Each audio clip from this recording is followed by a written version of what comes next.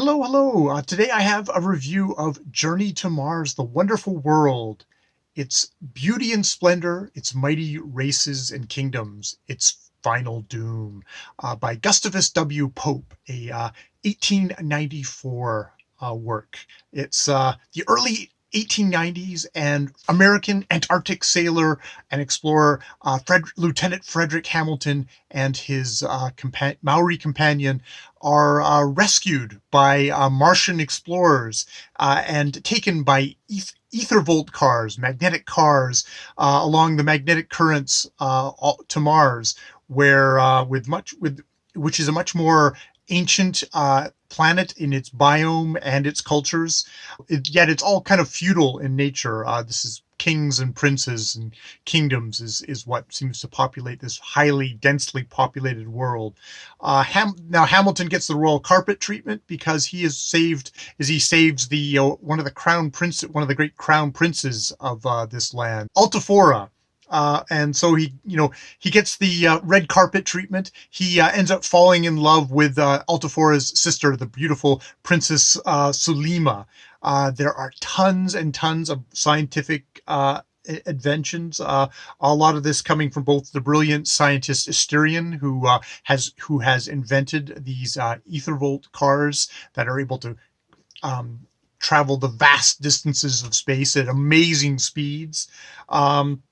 And Hamilton himself, who kind of loves telling in minute detail about every single fact, whether it's biological, mineralogical, sociological.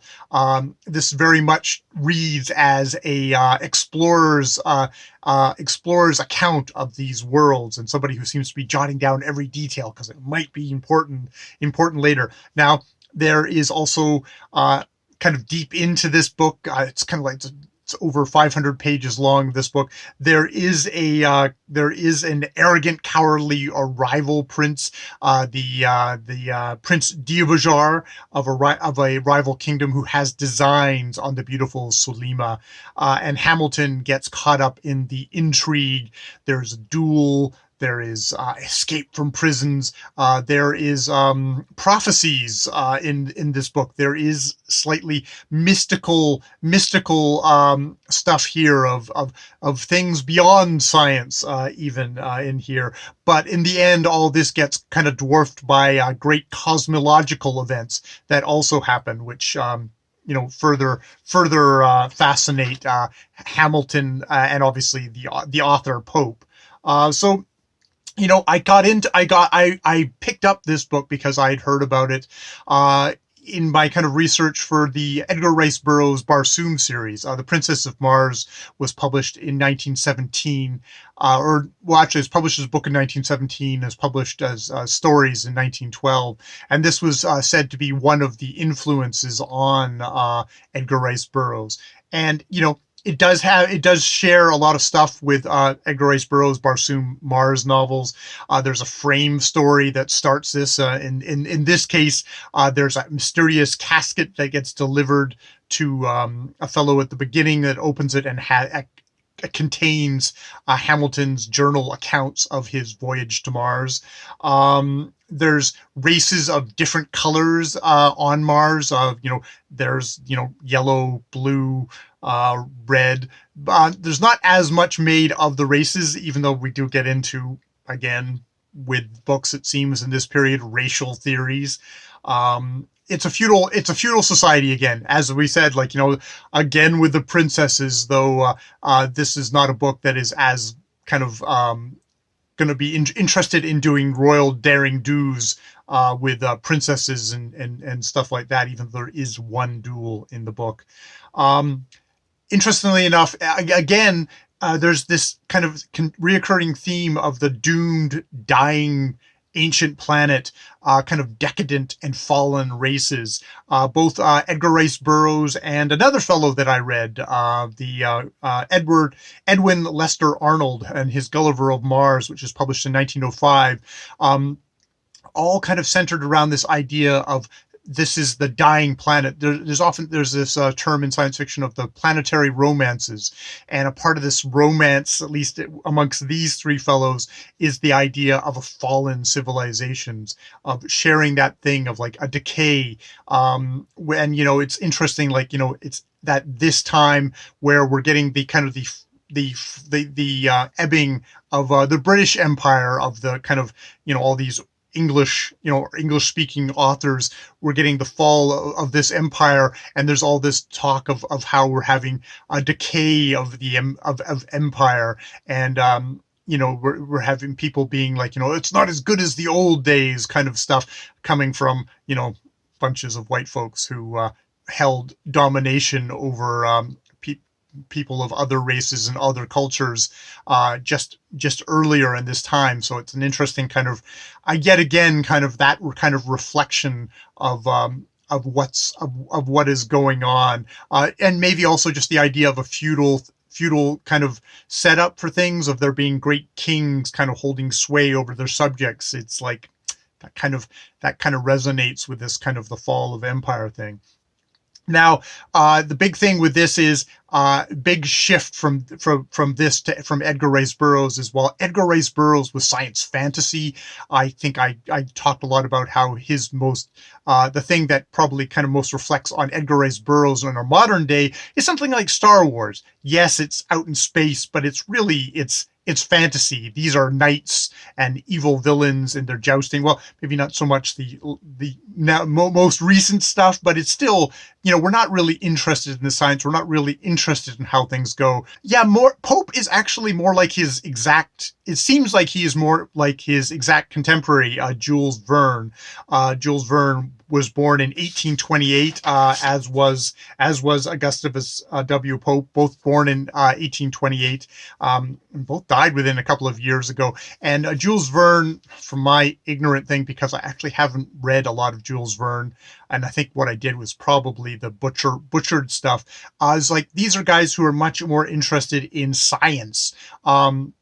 Their contemporaries today are the hard science guys in science fiction, where they're really interested in working out all the nuts and bolts of extrapolating actual science of today and trying to kind of push it forward and apply ideas. That is very much, you get the sense that that's where Pope is coming from as an author. He's really, really interested in the science of his own day and stuff like that. So Hamilton is an exhaustive, sometimes exhausting narrator who puts forward, whole catalogs of stuff on flora and fauna and geology and science theory and geography and cosmology, and not to mention just sort of all the kind of the political organizations, and how cities are set out. And you some of the times I just wanted to kind of grab them and shake them and go, you realize this isn't real. You do not have to be giving me this much detail. But that said, he is doing what a hard science fiction guy would do. He's giving you lots of science, and there's lots of old science here. Stuff like the space is filled with ether, this medium that is what is necessary to conduct light through space. They with the this you go into you can go fall down rabbit holes of like, well, why did we need ether filling space? It's like, well, it's so light, it could conduct light across way. How did the light from the sun get to the earth if it was a void? If light is a wave? Now we get into the light and particle thing. So, but yeah, you can go down all that sort of idea. The idea of electromagnetic currents, I think, is Maxwell, is someone who is putting forward things like 1850s or 1860s is putting forward stuff on electromagnetism. So you have spaceships powered by following electromagnetic currents across stuff. So it's Pope here is using the science of his own day to create a science fiction story. I mean, doing that science fiction sci-fi thing of you extrapolate from the science. there's actually an interesting thing in here also of instantaneous communication. This gets invented during the novel, probably is just a sort of, it's like narrative convenience for Pope, but it's called AMA, and it's simultaneous communication, where basically one motion here immediately gets reflected here. It reminds me of the Ansible, which is a concept that was coined by Ursula K. Le Guin, in the idea of like, well, if you're going to have a galactic empire, it would be impossible if you didn't have instantaneous or near instantaneous communication across vast amounts of time. And this is vast amounts of space. And this seems to be the sort of the same idea. So you can get that ideas of, kind of the cool old science getting used to construct this world. That said, like in Burroughs, like in Edwin Lester Arnold, you also get the kind of the less appealing ideas. There is the purity of the races. There is much made that there were Pluto was used to have life in it, and the refugees came to Mars, and some of those Plutonians seduced Martians, and there was a mixing of races, which is said to be sort of one of the sources of the venality and corruption of Prince Diovajar's country and him himself, of that they have been contaminated by mixing of the races, which is, this is the especially you think about this is an American writer writing in the late 1890s. In the 1890s, that is, the grossest kind of racist, kind of white purity kind of rhetoric, clothed in a science fiction story. And indeed, at the very latest parts of the novel, there is a scene of them returning to Earth where a horde of Asian people is depicted attacking some good white Christian Americans, and basically depicted as subhuman. In that there's very kind of clear ideas of race and ugly stereotypes that do come up in this book.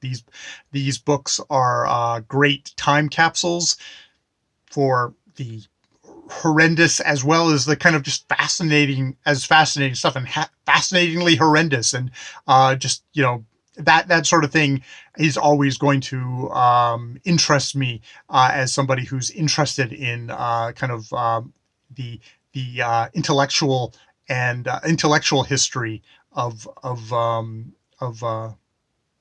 Western culture, just how ugly it can also be. It's strange. The Martians are also just a strangely Christian lot. It's very much like, did Christ come visit Mars before it visited Earth? Because they very much are talking about kind of Christian values. There's Hamilton is enjoined to trust in God, and they quickly learn all the Christian stories so that they can quote them back to Hamilton in this story. So we get that as well. We also get the definite notion that Hamilton and the Martians are all creationists. They all believe that, oh yes, there's evolution, but there was an author to the evolution. It's still, very much, you could have a hard science fiction novel with in this time where still we have creationist values in there as kind of a very accepted and kind of just matter of fact thing in the novel, which is really interesting to see. And attitudes towards animals. There's at one point a ship gets lodged in a whale, and it's like, oh, we'll give it indigestion. So they freaking shoot the gun straight down some poor whale's gullet and explode the whale, and they're all just laughing, and I'm like sitting here going, that's not good. That was a perfectly nice little whale, and you just murdered it. And it's like, but no, you're in a different time, and that's the beauty of these books. It's like, wow, you were most definitely in a different time. So yeah, this is a book, like actually some older well, for me, like, 50s or 60s or even 80s, kind of hard science fiction, you have stock characters. He's not, Pope is not interested in complex characters here. Hamilton himself is basically kind of just a vessel for the thing. His companion, Maori, fellow from New Zealand, John, speaks in kind of a pidgin English, which is pretty unfortunate. And everybody else is like, oh, I'm a noble prince, or oh, I'm an evil prince, and oh, I'm a beautiful, beautiful princess. So you're not really coming there for that.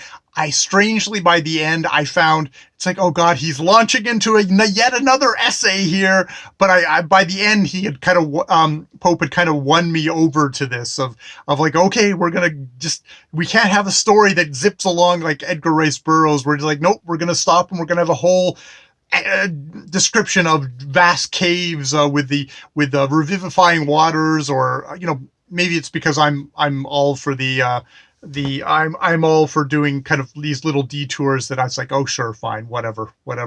Now this book, which is over 500 pages long, it ends in a cliffhanger. You don't get the final story here. And, it ends in a cliffhanger. He's racing towards getting the casket out of the ship so he can go off for the rest of the stuff. Will Selima be saved? It still has time to quote Byron at length. Actually, each chapter has a quote from like Byron or Milton or Shakespeare or, various poets of the time. So that there's that added to the thing. And, it's funny. It's like, oh, okay, well, this is just his journal. But he's had time. I guess he has all these poetry just in his head that he could jot it down at the beginning of each chapter. So we get that, and we get trust in God at the end. Oh, and this is also speaking just from as a Canadian. Lieutenant Frederick Hamilton is an American. He's an American, and man, he tears up when they find the old Stars and Stripes, and they fly it on Mars, and they play the national anthem, and he's just like, oh, this is so awesome.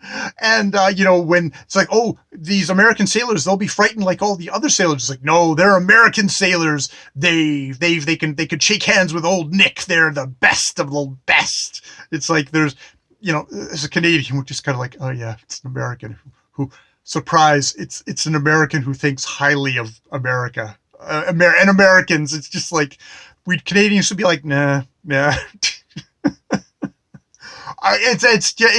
just another thing. It's like some things really changed, but other things, nope. America, they never change apparently. So yes, I will probably return for the sequel to this book that was published the next year in 1895. I don't know when I will.